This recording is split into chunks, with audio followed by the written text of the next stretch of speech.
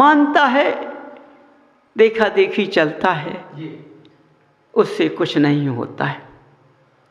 समझो, ऐसे ही मार्ग आगे चलता जाएगा,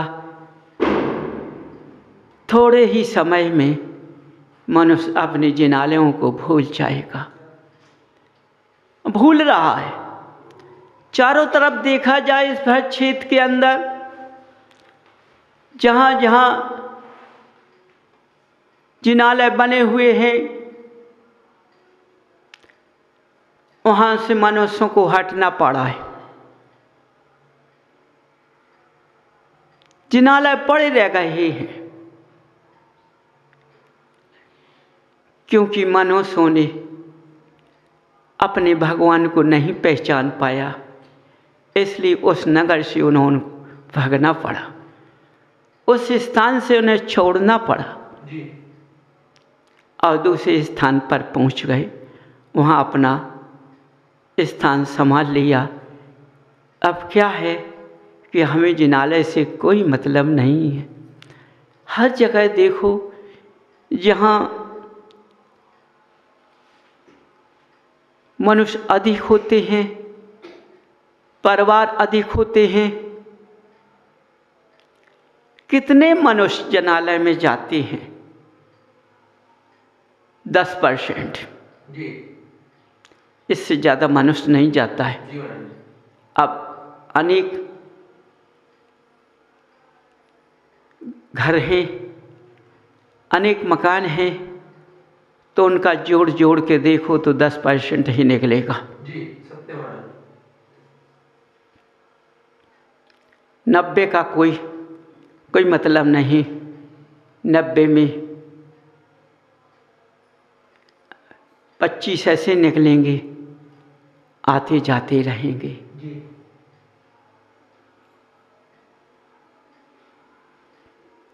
10-15% ऐसे निकलेंगे, कभी कभी चाहेंगे। कुछ ऐसे निकलेंगे कि उन्हें नाम निशान भी नहीं मिलेगा, उन्हें कोई मतलब नहीं। जी। समझो, तो जब भगवान का रास्ता सब भूल गए हैं और आडम्बरों में रख गए हैं, तो ये मनुष्य पर्याय का क्या होगा? ये मनुष्य पर्याय देखने को मिली है, और इस देख कर तरसोगे। इस देख को, इस मनुष्य पर्याय को देख कर तरसोगे कि मेरी मनुष्य पर्याय कैसी हो चुकी है, कितनी कमजोर पड़ चुकी है, शरीर कितना बलवान लगता है, लेकिन हम बलवान नहीं हैं, हम शरीर से बहुत कमजोर हैं। चलने में हम असर्थक हैं, काम करने में असर्थक हैं। समझो, ऐसा क्यों हो रहा है? क्योंकि मनुष्यों ने अपने दिशाओं का छोड़ दिया है, दिशा को बदल दिया है। ये दिशा का प्रकोप उस दिशा का कारण है। समझिए, जिस दिशा में जो होता है वही होगा। आज मनुष्य दिशाओं को भी भूल चुका है, बस शास्त्र में पड़ गया है, अपने भगवान को भूल गया है, मंत्रों में पड़ गया है।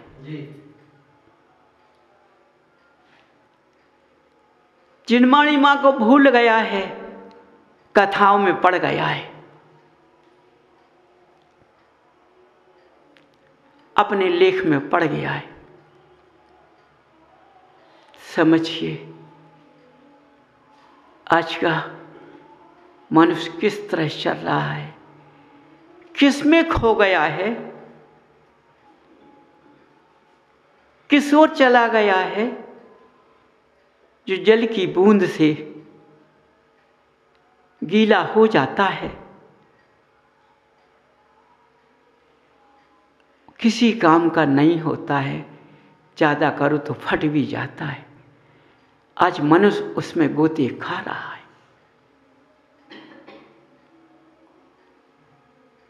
उसी में लीन है, अजतंत्र मंत्रों में लीन है, दवाओं में लीन है, ज्योतिष में लीन है,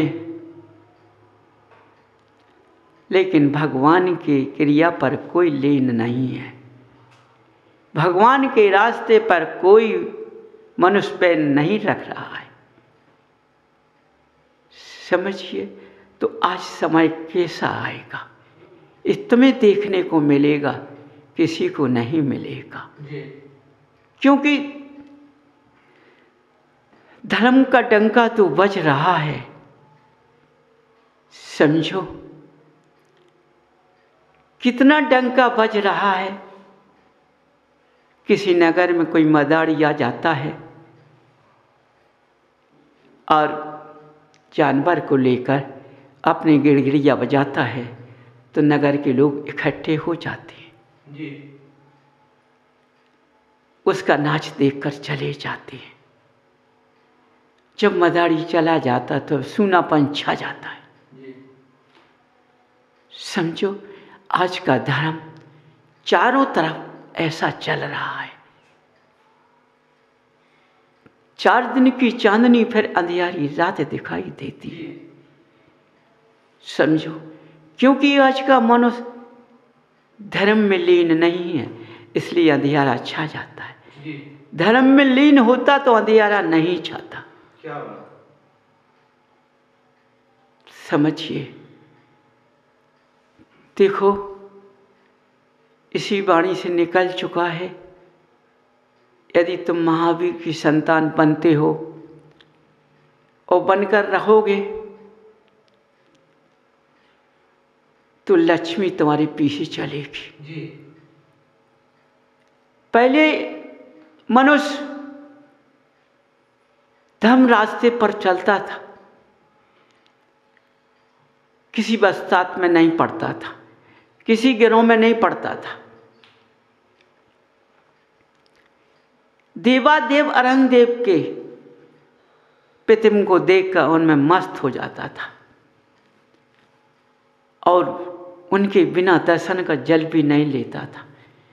उनके बिना दर्शन के रहता भी नहीं था। कितना भी बड़ा सेठ साहूकार राजा क्यों ना हो, लेकिन बिना जिनाले के नहीं छोड़ता था।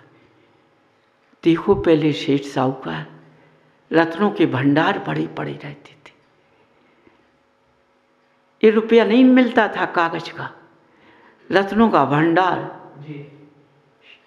सोने के सिक्के से चांदी के सिक्के चले। पहले रतन चले, हीरा जवाहर चले। जैसे जैसे मनुष्यों की क्रिया बदलती गई, ये लक्ष्मी रत्नों का भंडार लोप करती चली गई। आज वो लक्ष्मी नहीं है जो रत्नों का भंडार, हीरे का भंडार करती थी। आज वो लक्ष्मी है जो तुम्हारे शरीर को खाती है। समझ लीजिए, क्योंकि यही तुम्हारी कमाई तुम्हारे शरीर में लगती है, दूसरे हित में नहीं जाती। समझो मित्रों, तुम क्या कर रहे हो? पहले मनुष्य कमाता था तो दान देता था, जिनालय बनवाता था, विधि विधान से चलता था। आज तुम्हारे अंदर यदि जिनालय बनाते हो तो किस क्रिया से बनाते हो? अहंकार रूप में, मान रूप में दान देते हैं, नाम पर देते हैं। समझो, पहले मनुष्य दान नाम पर नहीं देता था, सच में दान देता था। पहले नहीं सोचता था कि हम दान देंगे तो हमें पुण्य का बंध बनेगा, लेकिन आज पहले सोचता है हम इतना दान देंगे कि हमें पुण्य लग जाएगा। तुरंत तराजू अपने पास रख लेता है ना, तुरंत बांट को रखता है और रुपये का दान देता है, तौलने लगता है। बोलने वाला क्या कहता है? तुमको जो मिला है उसका चौमन्नी तो हमको मिल गया जी। अब बताओ, तुम्हें यदि 98 मिला तो चौमन्नी चला गया, चौमन्नी बचा जी। तो पैसा तुम्हारा चला गया जी। तो इसको चौमन्नी किस बात की?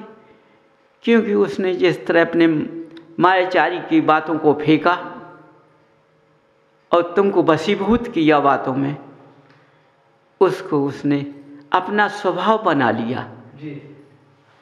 कि हम इस तरह से हम पैसा खींचेंगे तो हमें पुण्य का भाग बनेगा और पुण्य बन जाएगा, ये जिनाला बन जाएगा या कुछ भी कमरे बन जाएंगे। लेकिन तुमने पहले से सोच लिया, तुमने कितनी मायाचारी की, और मायाचारी से तुमने उसको खींचा है, उसके पैसे को खींचा। तुमने कैसे समझ लिया कि मैं पुण्य का बंध बन गया? तो आज जहाँ जहाँ आप लोग हर जिनालों में अपना उत्सव मनाते हो,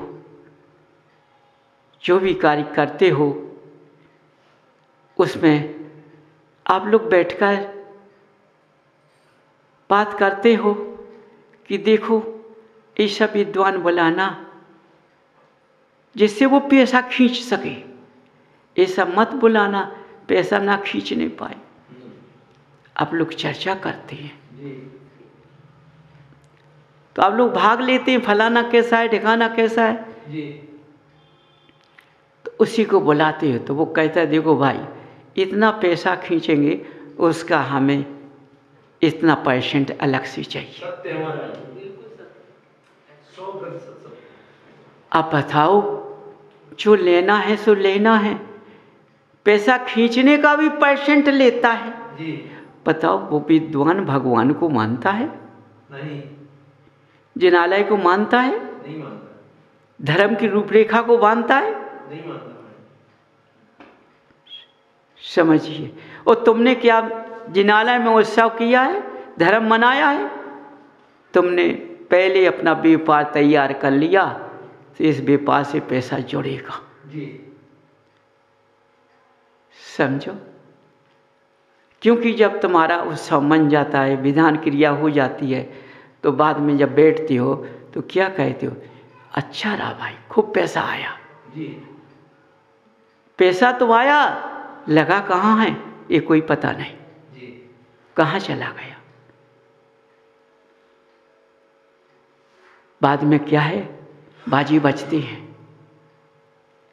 जहाँ का था पैसा का पता नहीं पड़ता, अलोप हो जाता है जी। आपसी में मन मिटाव बन जाती है मनुष्यों के अंदर जी। एक दूसरे को बदनाम करने में लग जाते हैं। समझिए, ये तो मन लोगों की आज भावना उत्पन्न है, चाहे विद्वानों की हो, चाहे गृहस्थ के जीवन की हो, किसी की भी हो, आज भावना सही नहीं है। समझो, भावना सही ना होने के कारण आज कुछ भी करते जाओ लेकिन कोई अंश किसी को नहीं मिलता है जी। धर्म का कोई अंश नहीं मिलता है। तुम कितना भी कहो मैंने इतना किया, इतने दिन त्याग किया, इतने दिन रहा, लेकिन स्वार्थ में रही तुमने कौन सा स्वार्थ किया? सोचो, तुम्हारी निगाह देखो, कितने अच्छे पात्र पहने हो, कितने अच्छे व्यंजन पहने हो, तुम कैसे लगते हो, जैसे सुरंगों के इंद्र हो तुम। बोलो जी। देखो, तालाब में, नदी में खड़ा रहता है, वो कितना स्वच्छ दिखाई देता है, कितना स्वच्छ, जरा भी गंदा दिखाई देता है जी। देता है? नहीं दिखाई देता। क्या बोलते हैं उसको? लेकिन उसकी निगाह कहाँ रहती है? मछली पे। और तुम्हारी निगाह कहाँ रहती है? पैसे पे। हाँ, देखो मछली वो जीव हिंसा की तरफ देखता है और तुम लक्ष्मी की तरफ देखते हो। ये लक्ष्मी कहाँ है? तुम भगवान की तरफ नहीं देखते हो, भगवान के गुणों की तरफ नहीं देखते हो, भगवान के रास्ते को वो नहीं चलते हो, जिनवाणी को पढ़कर उस रास्ते पर नहीं चलते हो, अपनी मनमानी करते हो जी। इसलिए देखो, आज तुम्हारा भर क्षेत्र के अंदर कौन सा डंका बज रहा है?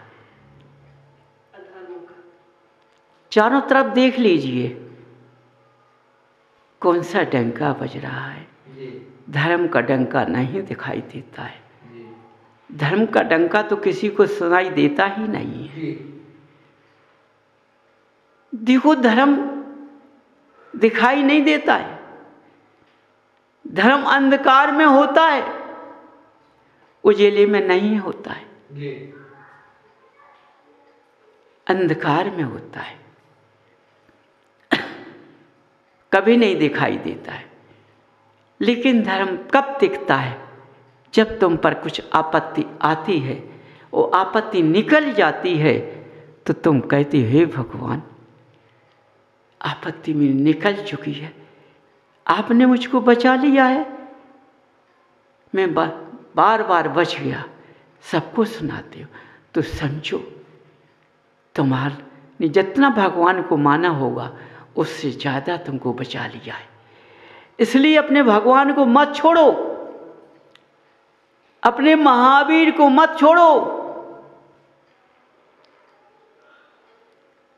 महावीर के रास्ते पर आ जाओ, जियो और जीने दो। सबके प्रति अपने भाव ना बदलो, सबके प्रति अच्छी भाव रखो, किसी के प्रति दुर्गंध के भाव मत रखो।